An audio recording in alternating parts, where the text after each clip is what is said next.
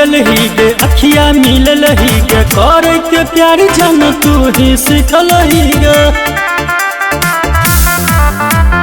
निंदिया उड़ल ही गे अखिया मिलल ही गे करे के प्यार जान तू ही सिखल ही गे। सपना देखा के किया छोड़ देलही, सपना देखा के किया छोड़ देलही, हमारा से मुँह जान मोड़ लेलही। दिल तो रही के रह किया प्यार के लही,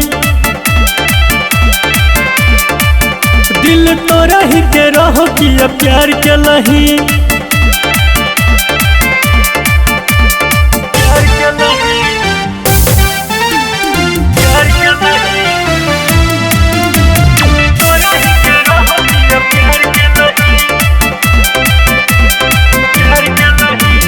रहो कि तोहर मजबूरी जे के लही न दूरी, हमारा से तू गे गोरी।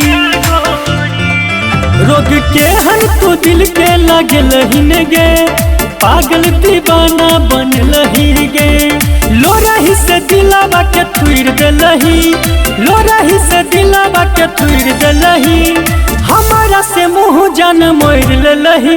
दिल तो रही के रह किया प्यार के लही,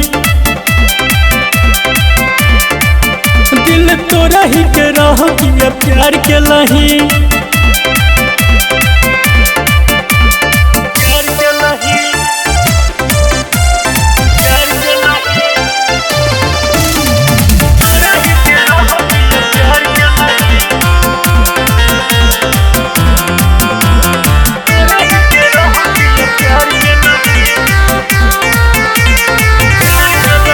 कह जीवोगे जान हम कौन तोरा बिना सोना, ई नहीं सोचल ही गे सोना।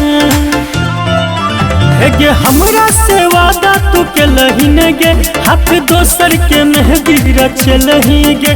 गे कौन का एहन कठोर भेलही, कौन का एहन कठोर भेलही, हमारा से मुँह जान मोड़ लेलही। दिल तो रही के रह किया प्यार के लही, दिल तो रही के रह किया प्यार के लही।